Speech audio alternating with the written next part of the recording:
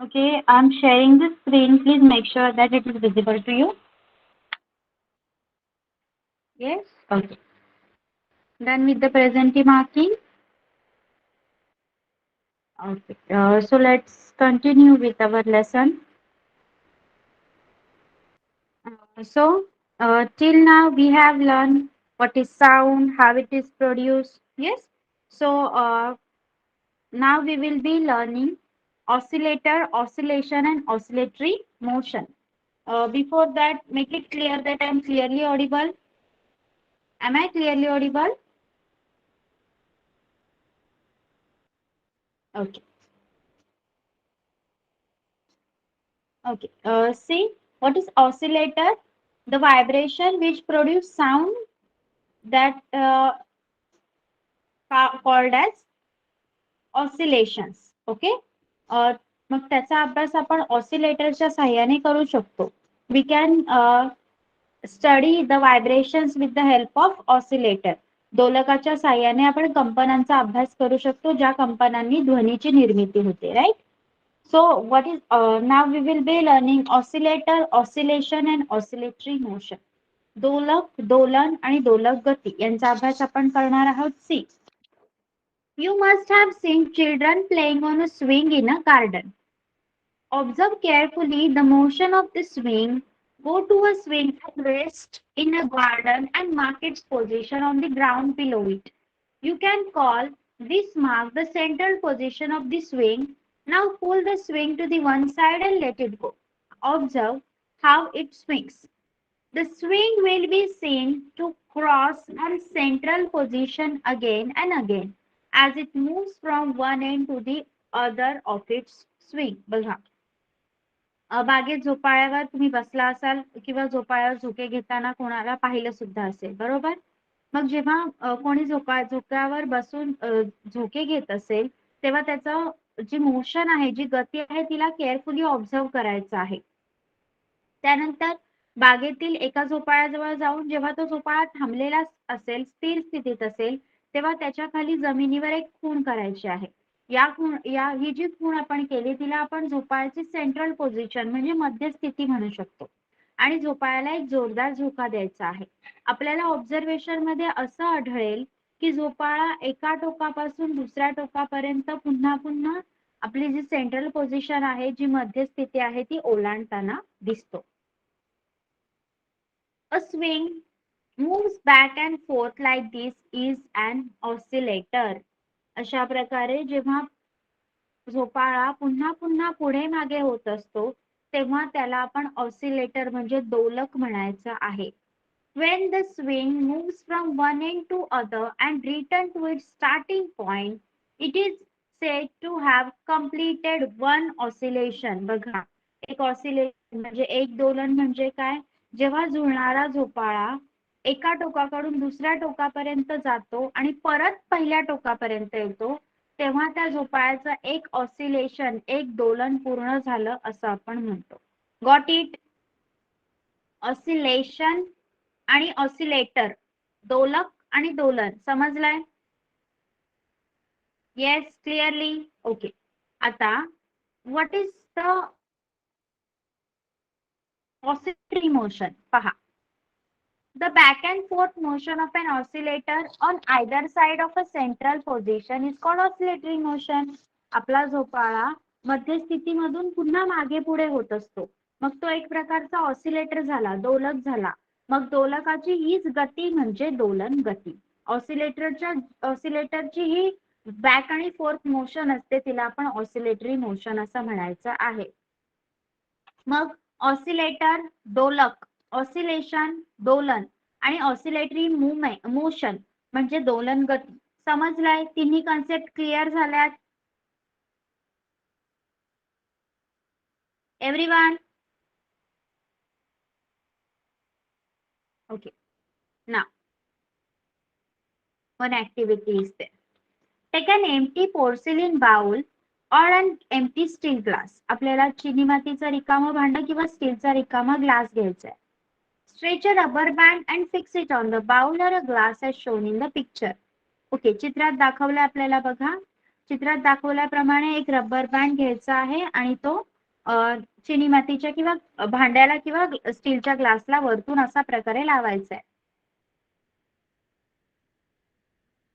Now give a jerk to the rubber band. आता rubber बँडला एक झटका द्यायचा आहे. Repeat this action applying a smaller or greater force. आता ही कृती सारखी सारखी करत राहायची आहे. While doing this, observe the farthest distance to which the rubber band is stretched. आणि हे करत असताना आपला रबर बँड जास्तीत जास्त कुठपर्यंत ताणला जातो याचं निरीक्षण करायचं आहे, ऑब्झर्वेशन करायचं आहे. Take note of the sound generated. आणि यासोबतच तुमचा जो ध्वनी जनरेट होतोय त्याची पण नोंद ठेवायची आहे. What we will get when the rubber band is stretched and released, it vibrates. Yes, rubber band अशा प्रकारे ताणून सोडल्यानंतर तो व्हायब्रेट होणार ना? येस, त्याला कंपन प्राप्त होणार की नाही? Yes, it will vibrate. Compare the vibrations with figure along side.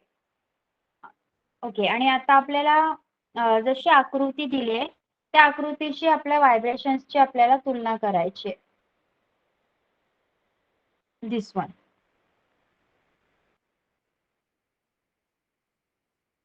When the rubber is stretched from the original position A and comes to position B, it is seen to be curved. The maximum distance between the original position A and the position B on stretching the rubber is called amplitude of vibration. बघा, जेव्हा आपलं rubber मूळ स्थितीपासून, त्या मूळ स्थितीला आपण A मानूया. Okay, ज्या मूळ जागेला आपण A मानायचं आहे त्या A पासून आपलं रबर जेव्हा आपण ताणतो तेव्हा ते B या स्थितीत येतं, बरोबर, B पर्यंत पोहोचतं आणि ते थोडं कर्व दिसतं आपल्याला, वक्र आकार दिसतो त्याचा.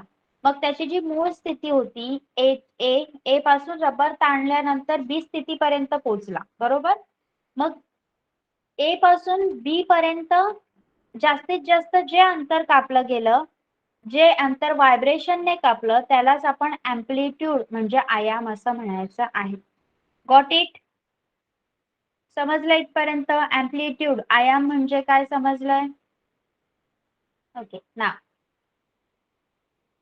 when a greater force is applied to the rubber, it is stretched further. आपण जर जास्त बल लावलं तर ते जास्त ताणलं जाईल, right. Meaning that the amplitude increases. अंतर वाढलं म्हणजे याचा अर्थ काय होतो की अँप्लिट्यूड वाढलं, आयाम वाढला. On releasing it a louder sound is generated. आणि जेव्हा तुम्ही तो सोडून द्याल तेव्हा रबराचा मोठा आवाज येईल. when a smaller force is applied, the rubber is stretched less. जेव्हा तुम्ही कमी बल लावता तेव्हा रबर कमी ताणलं जातं. and then the amplitude is smaller. आणि बरोबरच आहे की आयाम पण कमी होणार. and the sound is softer too. आणि अशाच वेळी आवाज देखील कमी येईल. ओके, अँप्लिट्यूड फोर्स सोबत कसं रिलेटेड आहे आणि त्याचा साऊंडवर, आवाजावर काय परिणाम होतो ते कळालं. फोर्स जास्त लावला की अँप्लिट्यूड आयाम वाढणार आणि रबराचा मोठा आवाज येईल. फोर्स कमी लावला की रबर कमी ताणलं जाईल, त्यामुळे अँप्लिट्यूड आयाम कमी होईल आणि रबराचा आवाज देखील कमी होईल. Okay, so simple. Now take a strong thread about half a metre long. Tie a small iron or wooden ball to it and suspend it from a support as shown in the figure. Such an oscillator is called a pendulum. तुम्ही घड्याळाचं pendulum पाहिलंय, लंबक पाहिलंय, pendulum वाला घड्याळ पाहिलंय? Yes, okay. बघा, अर्ध्या metre लांबीचा एक आपल्याला स्ट्रॉंग असा दोरा घ्यायचा आहे आणि त्याला छोटासा लोखंडी किंवा लाकडाचा गोळा बांधायचा आपल्या आकृतीत दाखवल्याप्रमाणे. बघा, आणि नंतर तो चित्रात दाखवल्याप्रमाणे टांगून ठेवायचा आहे एका गोष्टीला. आणि त्याला, या गोष्टीला, हे जे तयार झालं आपल्या हातात त्याला आपण पेंड्युलम म्हणजे लंबक असं म्हणू. आता त्याच्यासोबत काय करायचं बघा. Give an oscillatory motion to the pendulum. आता लंबकाला दोलन गती द्या. ओके, म्हणजे झोक्याची गती. The maximum distance between the Original position A of the pendulum and the extreme position B or C is called the amplitude of oscillation. मग A ही आपल्या लंबकाची मूळ स्थिती होती आणि तो B किंवा C पर्यंत ज्या जास्तीत जास्त अंतराला जातो त्या अंतराला त्या दोलकाचा त्या पेंडुलमचा अँप्लिट्यूड ऑफ ऑसिलेशन म्हणजे दोलनाचा आयाम असं म्हणायचं आहे. मग इथे अँप्लिट्यूड ऑफ ऑसिलेशन काय असणार सांगा? ए पासून बी पर्यंत जातोय आणि ए पासून सी पर्यंत पण जातोय. मग अँप्लिट्यूड ऑफ ऑसिलेशन या आकृतीमध्ये काय असणार आहे? दोलनाचा आयाम काय आहे सांगा पटकन. लिहा चॅट बॉक्स मध्ये. ए ही मूळ पोझिशन आहे आणि बी आणि सी हे मॅक्झिमम पॉइंट्स आहेत. Yes, not only A B, A C also. A B आणि ए सी हे दोन अँप्लिट्यूड ऑफ ऑसिलेशन असतील, दोलनाचे आयाम असतील. ओके. येस. ओके. बघा. Do you know a stretched rubber return to its original state when it is released? This property is called elasticity. ताणलेला जेव्हा rubber असतो तो सोडून दिल्यावर त्याच्या मूळ स्थितीत येतो. या गुणधर्माला त्या रबराची इलास्टिसिटी म्हणजे स्थितिस्थापकता म्हणायचं आहे. When stretched rubber band vibrates, elasticity is at work. जेव्हा ताणलेल्या रबर बँड मध्ये कंपने निर्माण होत असतात तेव्हा तिथे इलास्टिसिटी म्हणजे स्थितिस्थापकता काम करत असते. All the while that pendulum oscillates, Earth's gravitation is at work. लंबकाचं दोलन होत असताना त्यावर Earth's gravitation म्हणजे पृथ्वीचं गुरुत्वाकर्षण कार्य करत असतं. ओके, इथपर्यंत समजलंय सगळ्यांना? Shall we go forward?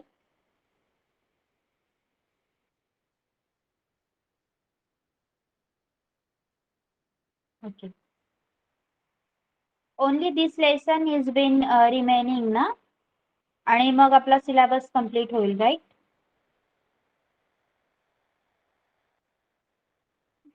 No? Which one? Which one is there?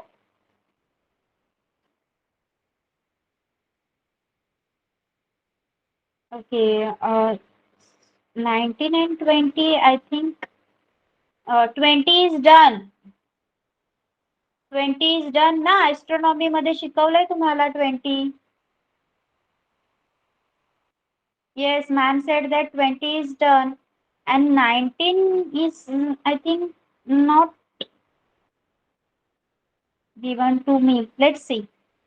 जर 19 पण माझ्याकडे असेल तर we will arrange a lecture and then I will teach you. Okay.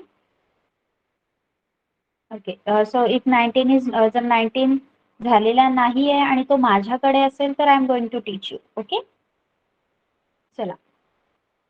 Now, time period of oscillation and frequency. The time required by an oscillator to complete one oscillation is called the time period of the oscillator. बघा, दोलकाला एक दोलन पूर्ण करण्यासाठी जो कालावधी लागतो त्याला time period of oscillator म्हणजे दोलकाचा दोलन काळ असं म्हणायचं आहे. In the previous activity, the oscillator traverses the distance from extreme position B to the central position A and from there to the position C, then back again to A and from A to B. बघा, आपण जी आकृती पाहिली, जी activity पाहिली, कृती पाहिली त्यामध्ये दोलकाला बी या ताणलेल्या स्थितीपासून ए या मूळ स्थितीकडे आणि तिथून परत सी या स्थितीकडे परत आणि सी पासून परत ए कडे, ए कडून पुन्हा बी कडे असं असा तो फिरत होता. बरोबर. द टाइम इथे बघा, ए पासून सी, सी पासून ए पासून बी, बी पासून पुन्हा ए. Okay. So the time required by the oscillator to traverse this distance BACAB is the time period of oscillation of the oscillator. मग B पासून A पर्यंत, A पासून C पर्यंत, C पासून पुन्हा A पर्यंत आणि A पासून पुन्हा B पर्यंत एवढं अंतर कापण्यासाठी दोलकाला जो वेळ लागला त्याला दोलन काळ असं म्हणायचं आहे आणि तो कॅपिटल T ने दाखवला जातो. The number of oscillations completed by an oscillator in 1 second is called the frequency of oscillation. दोलकाने एका सेकंदात पूर्ण केलेल्या दोलन संख्येला दोलकाची वारंवारिता म्हणजे फ्रिक्वेन्सी ऑफ ऑसिलेशन म्हणायचं आहे. मग फ्रिक्वेन्सी एन काय येणार या केसमध्ये 1 upon time period of oscillation that is 1 upon capital T. Okay. Frequency is the number of oscillations occurring in 1 second. एका सेकंदामध्ये किती दोलनं झाली यालाच फ्रिक्वेन्सी म्हणजे वारंवारिता म्हणायचं आहे. The unit of frequency is hertz. या वारंवारितेचा एकक आहे hertz. 1 hertz means there is one oscillation in 1 second. 1 हर्ट्झचा अर्थ होतो एका सेकंदात एक दोलन झालंय. 100 hertz means 100 oscillation in 1 second. 100 हर्ट्झचा अर्थ होतो एका सेकंदामध्ये 100 दोलनं झाली आहेत. समजलंय फ्रिक्वेन्सी कशी काढायची? 1 अपॉन दोलकाचा दोलन काळ. Oscillation period of a oscillator. Okay. 1 upon t.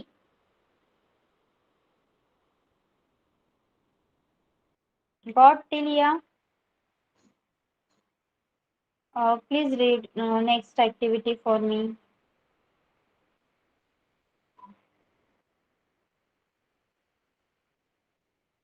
Okay, Manas. Yes.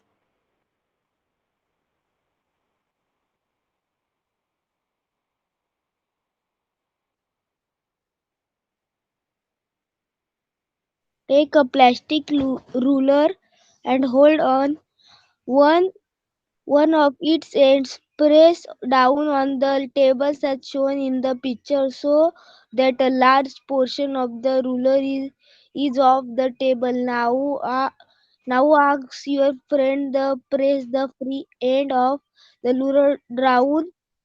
ruler down and release it. Observe what happens.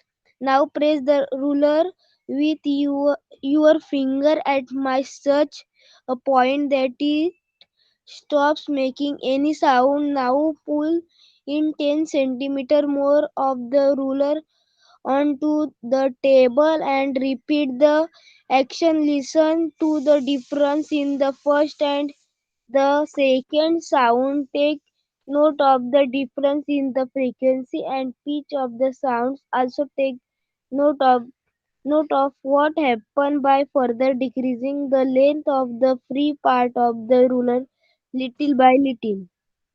बघा या ऍक्टिव्हिटी मध्ये काय सांगितलं 18.3 इमेज बघा. प्लास्टिकची एक पट्टी घ्यायची आहे आणि ती टेबलावर अशा प्रकारे दाबून धरायची आहे की पट्टीचा जास्तीत जास्त भाग हा टेबलाच्या बाहेर राहील. ओके. आता तुमच्या फ्रेंडला पट्टीचा मोकळा भाग खालच्या दिशेत दाबून सोडायला सांगायचंय. काय दिसेल आपल्याला? व्हायब्रेशन झालेले दिसतील. ती एका थोडी हलताना दिसेल. फर्स्ट पिक्चर बघा. आता पट्टीला अशा पॉइंटवर बोटाने दाबायचं आहे की जेणेकरून पट्टीचा होणारा आवाज बंद होईल. आता पट्टी 10 सेंटीमीटर आत घ्यायची आहे आणि पुन्हा अगोदर केलेली ऍक्टिव्हिटी करायची आहे. पहिल्या आणि दुसऱ्या आवाजात काही फरक जाणवेल का? फ्रिक्वेन्सी आणि आवाजाची जी उंची आहे, पिच ऑफ साऊंड आहे, त्याच्यात फरक पडेल का? What do you think? सांगा. What do you think? प्रत्येक वेळी पट्टीचा सारखाच आवाज येईल का? ओके. अशी केस बघा. आता पहिल्या केसमध्ये आपण ऍक्टिव्हिटी मध्ये पाहिलं की पट्टी बाहेर आहे. नो. Very good. पण पट्टी पूर्णपणे टेबलावर असेल तर ओके ओके. पट्टी पूर्णपणे जर टेबलावर असेल तर त्याच्यातून आवाज तरी होईल का? किंवा ती व्हायब्रेट होऊ शकते का? No. Okay. So again one activity is there.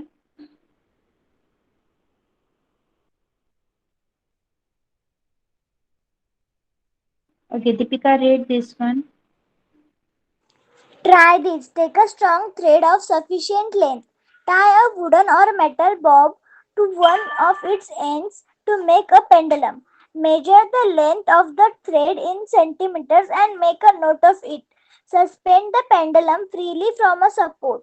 Now swing the pendulum and with the help of a stopwatch, record how many seconds are required for 20 oscillations.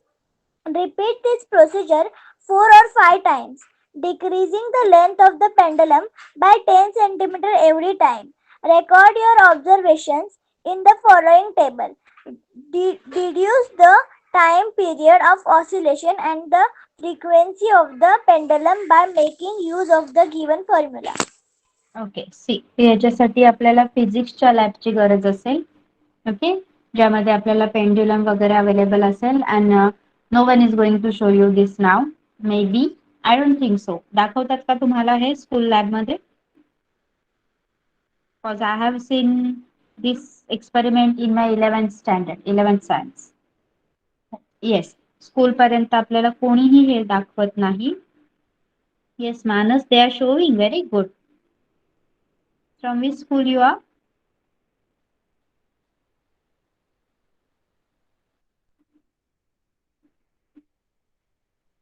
Okay काय करायचं आहे यामध्ये तुम्हाला आपण अगोदर पहिल्या इमेज मध्ये मागच्या इमेज मध्ये जसा मनोदय इंग्लिश स्कूल ओके दोलक अडकवलेला त्या प्रकारे त्याला झोका द्यायचा आहे आणि टाइम पिरियड दिलाय आपल्याला प्रत्येक वेळी.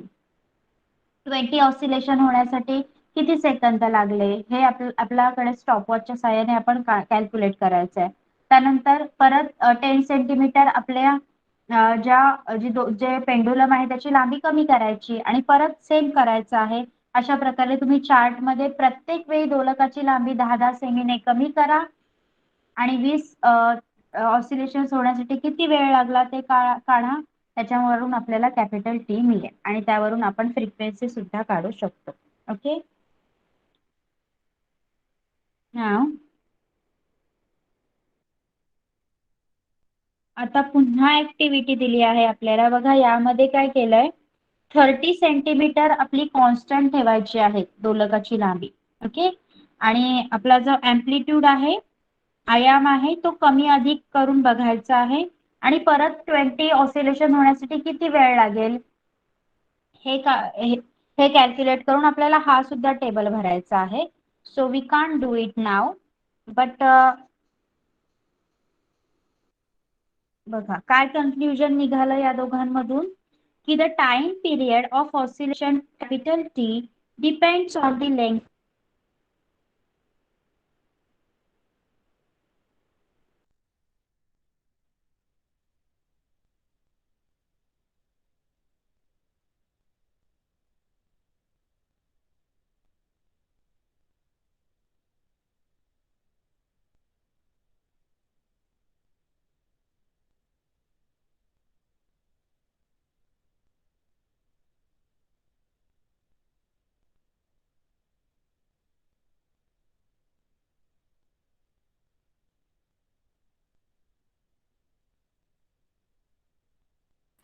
Okay, sorry, I didn't realize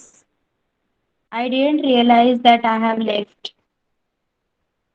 Okay, am I audible now? Am I audible? Okay, sorry, extremely sorry for this. I didn't realize. Actually, I was talking to you only, and when I came to see your replies, there was nothing in front of me. Okay.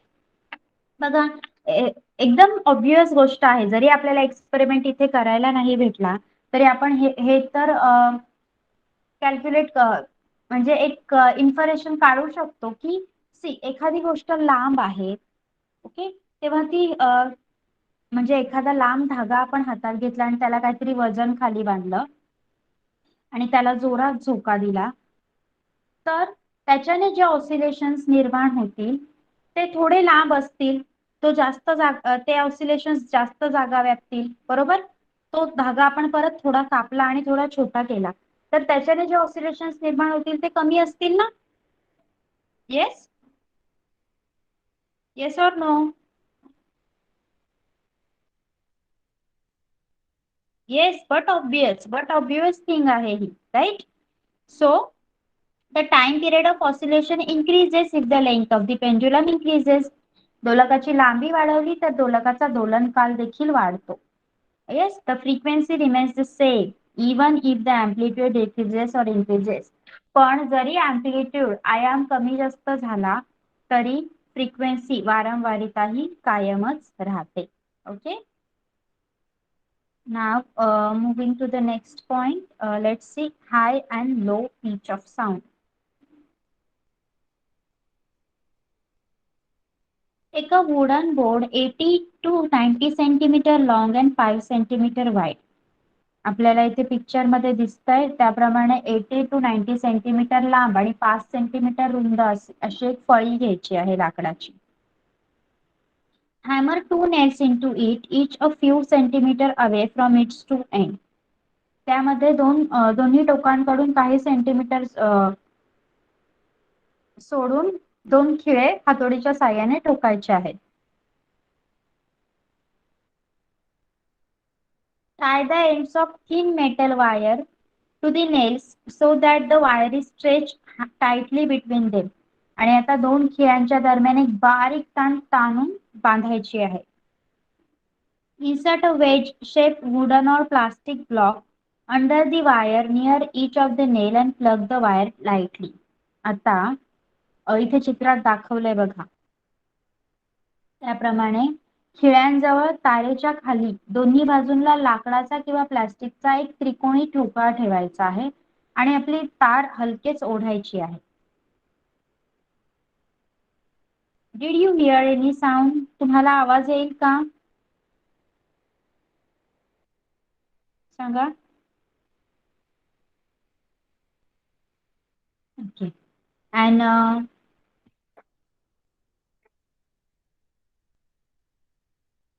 whether the wire vibrate?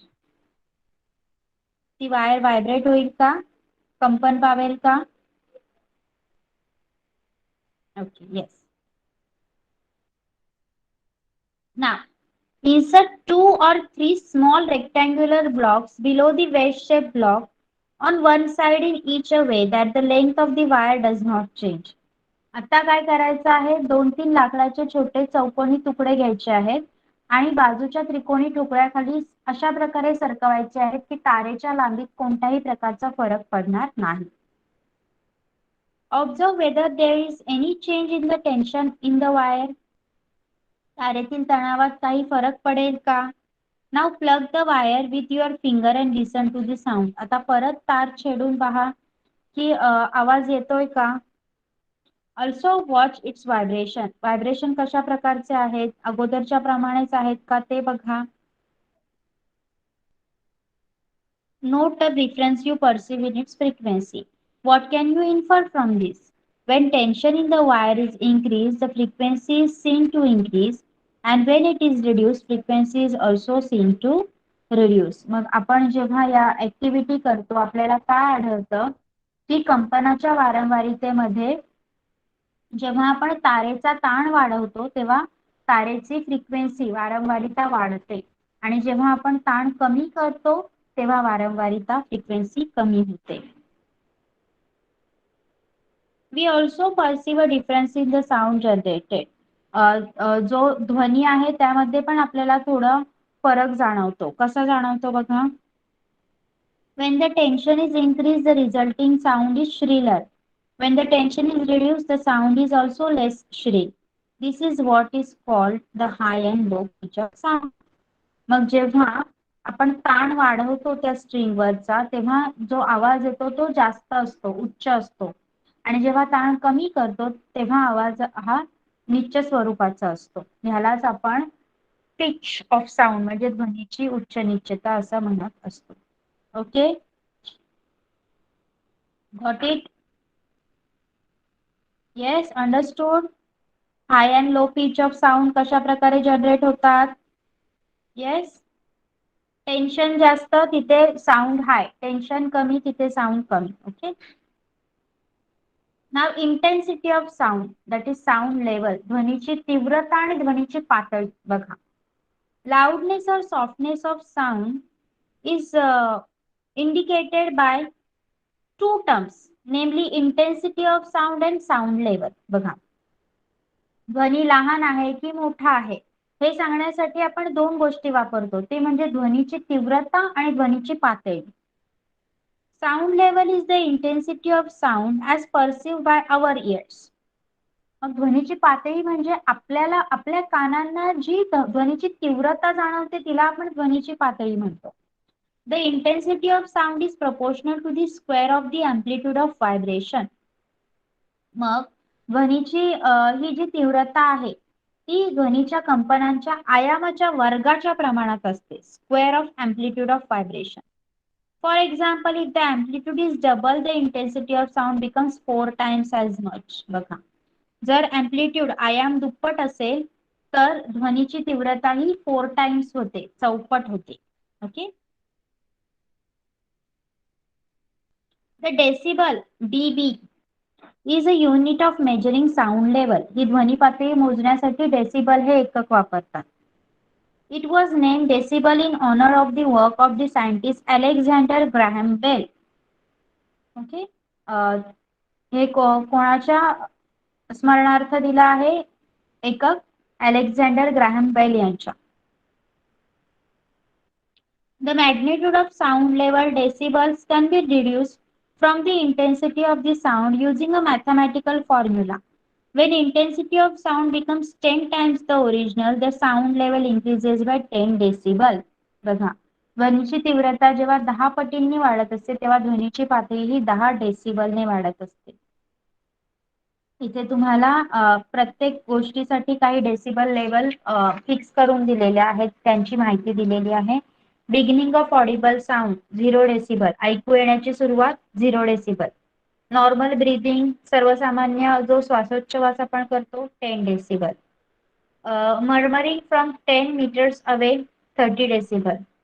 5 meters away, 5 meter अंतरावरून कुजबुजणे 30 decibel. Normal conversation between 2 person, दोन व्यक्तींमधील सर्वसामान्य संवाद 60 decibel. Heavy traffic असेल तर 70 decibel. Ordinary factories, ज्या सर्वसामान्य कारखाने असतील 80 डेसिबल. जेट इंजिन याचा 130 decibel. And start of ear splitting sound, कानठळ्या बसण्याची सुरुवात कुठून होते आपल्याला? 120 डेसिबल, 120 डेसिबल पासून. ओके. काय होतं बघा, त्यामुळे hearing is temporary affected by sound of frequency greater than 1000 hertz and level higher than 100 decibel.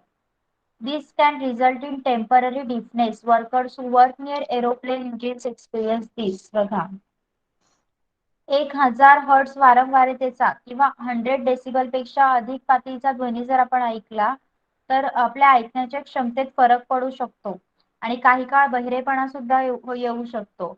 जे लोक विमान इंजिनाजवळ काम करतात त्यांना हा अनुभव येत असतो. ओके, समजलं इथपर्यंत?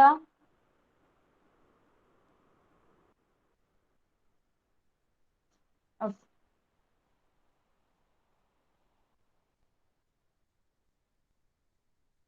नाव Audible sound and infrasonic sound. Audible म्हणजे श्राव्य ध्वनी आणि इन्फ्रासोनिक म्हणजे अश्राव्य ध्वनी. बघा, the frequency of the sound audible to human being is between 20 hertz and 20,000 hertz. We can only hear sounds in this frequency range. आपल्याला मनुष्यांना जे जो ध्वनी ऐकू येतो त्याची वारंवारिता 20 हर्ट्ज ते 20,000 हर्ट्ज इतकी असते. आपण एवढाच ध्वनी ऐकू शकतो. इन्फ्रासोनिक साऊंड म्हणजे अश्राव्य ध्वनी. Have you ever heard the sound of the movement of our hands or of the movement of leaves falling from the tree? आपल्या दोन्ही हातांची होणारी हालचाल किंवा झाडावरून पाने गळून पडणे हा आवाज तुम्ही कधी ऐकलाय का? No. So that is called as infrasonic sound. Okay, बघा. Take a oscillator and swing an oscillator which makes 3-4 oscillations in a second and listen carefully for any sound it makes. That the oscillator makes 3 to 4 oscillations in 1 second means that the frequency of the sound is 3 to 4 hertz. Humans cannot hear sound of frequency less than 20 hertz. जर तुम्ही एक दोलक घेतला आणि त्याला झोका दिला तर काही आवाज येतो का ते ऐकायचं आहे. त्या दोलकाने 3 ते 4 दोलने एका सेकंदात कंप्लीट केली. म्हणजे त्याची वारंवारिता, त्याची फ्रिक्वेन्सी 3 to 4 हर्ट्झ आली आणि मनुष्य 20 हर्ट्झच्या खालचा आवाज नाही ऐकू शकत, right? In above examples, oscillations did take place, but no sound was heard. आपल्या या आपण जे जे एक्झाम्पल्स घेतले त्यामध्ये ऑसिलेशन्स तर झाले, दोलने झाली, पण आवाज ऐकू आला नाही. It means that this sound is of frequency less than 20 hertz. म्हणजे याचा अर्थ आपल्या हातांची हालचाल आणि झाडांची पाने गळणे याचा आवाज हा 20 हर्ट्झ पेक्षा कमी असेल आणि म्हणून तो आवाज आपल्याला ऐकू येत नाही. Sound with frequency less than 20 hertz are produced by some animals, whales, elephants आणि rhinoceros. हत्ती, गेंडा, मासे, वेल मासा हे अशा प्रकारचा आवाज काढतात. Next is ultrasonic sound. A sound with a frequency higher than 20,000 hertz is called ultrasonic sound. बघा, आपण 20 ते 20,000 इतक्याच वारंवारितेचा आवाज ऐकू शकतो. मग 20,000 हर्ट्झ पेक्षा पण जास्त जो फ्रिक्वेन्सीचा ध्वनी असतो त्याला आपण अल्ट्रासॉनिक साऊंड म्हणजे श्राव्यातील ध्वनी असं म्हणायचं आहे. Human beings can not here such sound. आपण असा आवाज ऐकू शकत नाही. However, some animals, for example, a dog can hear such sound. पण कुत्रा सारखे प्राणी अशा प्रकारचा आवाज ऐकू शकतात. मग या अल्ट्रासॉनिक साऊंडचा उपयोग कुठे होतो? बघा. To clean delicate ornaments and the tiny part of a watch. घड्याळाचे जे सूक्ष्म भाग आहेत किंवा नाजूक दागिने यांची स्वच्छता करण्यासाठी. To observe internal organ of the body. Sonography वगैरे सांगतात ना, ते अल्ट्रासॉनिक साऊंडच असतं. शरीरातील आतले भाग पाहण्यासाठी.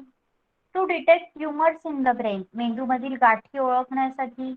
To detect faults in a metal. धातूमधील दोष ओळखण्यासाठी. In radar system. रडार यंत्रणेमध्ये. To kill certain microbes and insects. काही सूक्ष्मजीव आणि कीटकांचा नाश करण्यासाठी. सोनार. Sound navigation and ranging is used to locate the seabed or the position of a ship. समुद्राचा तळ किंवा जहाजाची स्थिती ओळखण्यासाठी शिपिंग मध्ये सोनार या यंत्रणेचा वापर केला जातो आणि त्यामध्ये हे अल्ट्रासॉनिक साऊंड वापरले जातात.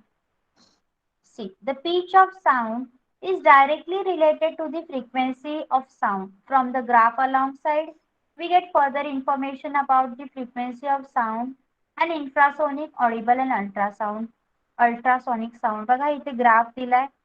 यामध्ये आपल्याला व्हायोलिन इन्फ्रासोनिक आहे.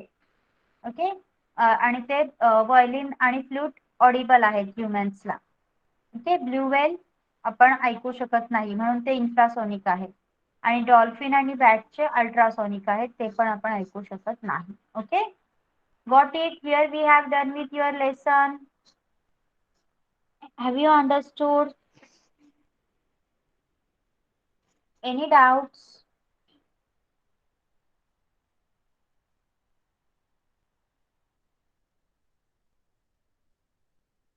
Okay. Yes, any doubt, Aditi? Okay, okay. See, before we go to the question and answer of this lesson, just give me 2 minutes. I will check whether the lesson number 19 is there in my syllabus or not. Okay? Okay, just a minute.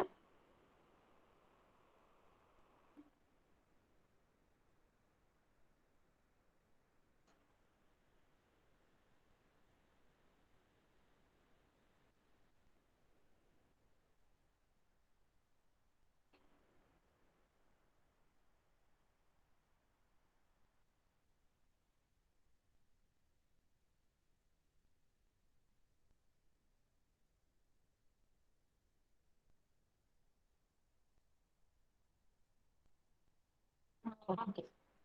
Okay, yes, 19 is to be taken by me only. So I will ask ma'am to arrange the same. Okay, same lecture. And just tell me anything. Anyone got the timetable for second semester exams?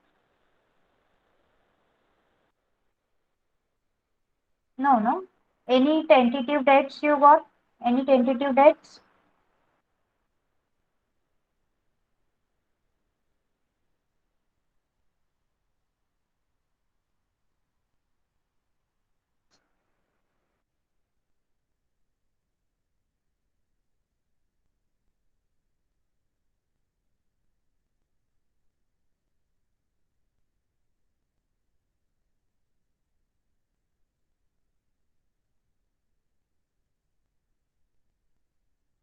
Okay, orals are starting after 15. Okay.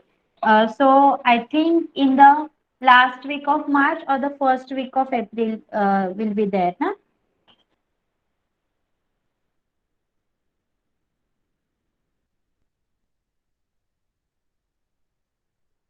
Okay, okay. So let's go to the question and answer of this lesson.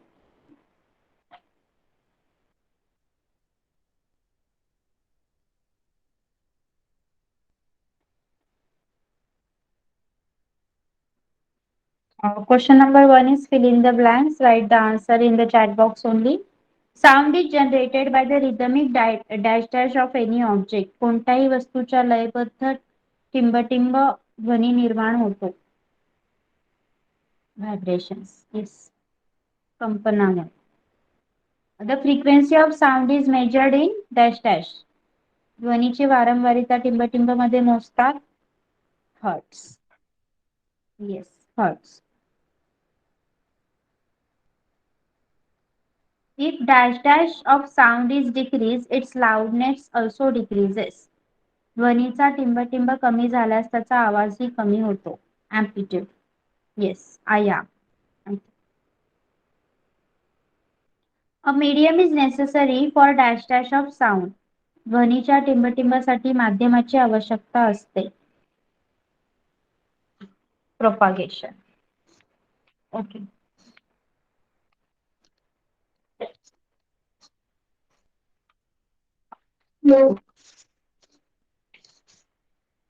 Okay.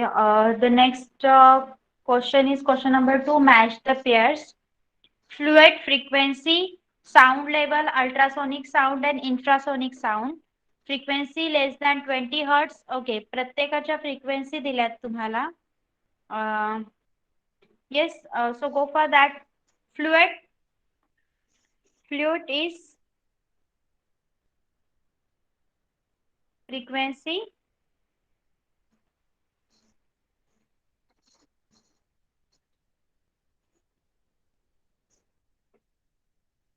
Vibrations in the air. Frequency is measured in hertz. Sound level decibel. Ultrasonic sound, ultrasonics about 20,000 frequency more than 20,000 and infrasonic frequency less than 20 hertz. 1000 nahi hertz, sorry. Yes? Okay.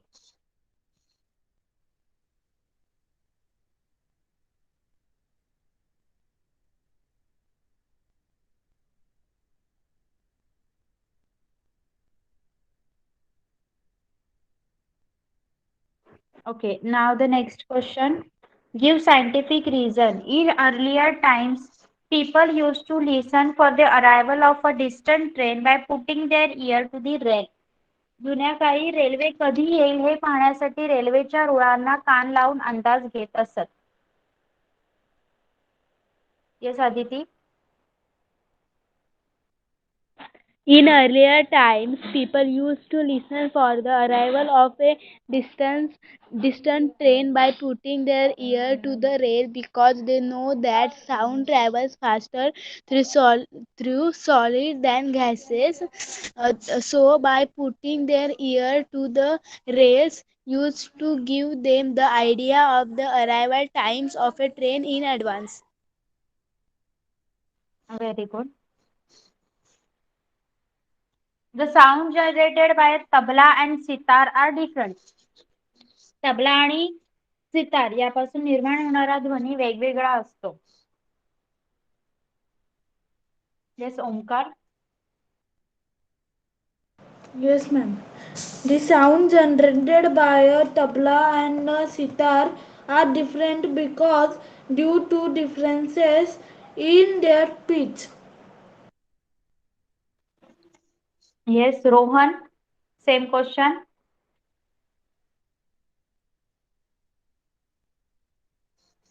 Rohan right. चला सांगा पटापट.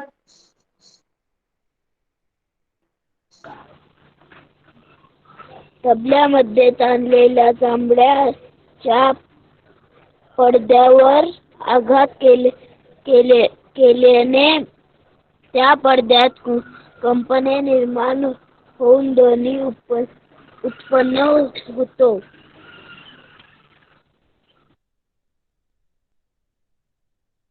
Okay, let it be. If you were both on the moon, your friend will not be able to hear your call. चंद्रावर गेल्यानंतर सोबतच्या मित्राला तुम्ही हाक मारली तर ती ऐकू येणार नाही. Deepika. Medium is necessary for the propagation of sound. There is no atmosphere on the moon as that of the earth, and thus due to absence of medium, sound does not propagate while taking on the moon. This is the reason why your friend will not be able to hear your call. Very good. We can hear the movement of a mosquito's wings, but we cannot hear the movement of our hands. सांगा. डासाच्या पंखांचे movement आपल्याला ऐकू येते, पण आपल्या हातांची नाही. सांगा. Mahika. Humans cannot hear frequency less than 20 Hz. In the movement of hands, oscillation does take place but in less than frequency that humans can hear. Mosquitoes' wings flap in air. When they fly in air, it's produce buzzing sound in our ear. The movement of mosquito wings produce sound greater than 20 Hz. Sound is repeats of such waves and their preparation by the brain. Okay, due to the differences in frequency, right? Then write answers to the following question. How is sound produced? ध्वनी कसा निर्माण होतो?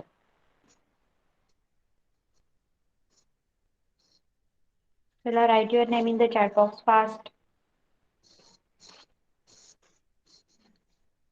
Yes, Prathamesh. Hello, ma'am. Yes. Vibrations are imparted to the molecules in the air and sound is produced.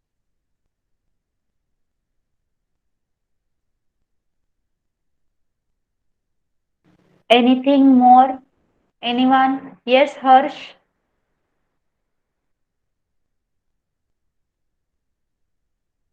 Hello. Yes, go on. Sound is a type of energy made by vibration. When an object vibrates, in case movement in surrounding air, muscular.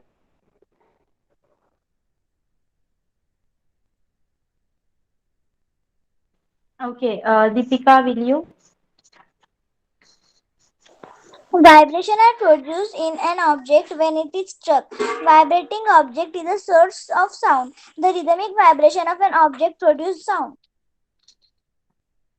Yes. What does the intensity of sound depend on? ध्वनीची तीव्रता कशावर अवलंबून असते? Yes, Omkar. Yes, ma'am. The intensity of sound is proportional to the square of the amplitude of vibration. Okay. Anyone else? Yes, Aditi. The intensity of sound depends upon the amplitude of vibrations, frequency of vibrations, distance of the listener from the source of sound. Yes. Next question is explain how the frequency of oscillation is related to the length of pendulum and the amplitude of its oscillation. Yes, yes, Deepika. As the length of pendulum increase, the frequency of oscillation decrease. That means as the length of pendulum increases, the number of oscillations in 1 second decreases. The frequency of oscillations is not affected much by amplitude of oscillation. That means even if the amplitude is increased, the frequency does not change much. It remains nearly the same. Yes. Explain the two ways by which the pitch of sound generated by stretched string can be changed. आपण आताच ते activity पाहिले. सांगा. By the two ways. Yes, Aditi. Frequency of vibration of a straight string can be changed by two methods. First, tension in the string. If the string of the instrument is under high tension, then the pitch of the note produced on plucking the string will be high. Second, thickness of the string. If the string of the instrument is thin, then the pitch of the note produced on plucking the string will be high, as frequency of vibration of the string will be high. Okay. Yes. Good. Okay. So anything you want from me to tell you now about this lesson? Yes, or everything is clear to you? Everything is clear? Okay. Okay. So before your exams, we will have 1 or 2 lectures and we'll complete your lesson number 19 also. Okay? Okay. Yes. Okay. Now you all can leave the class. Bye bye. Bye, Richa. Bye.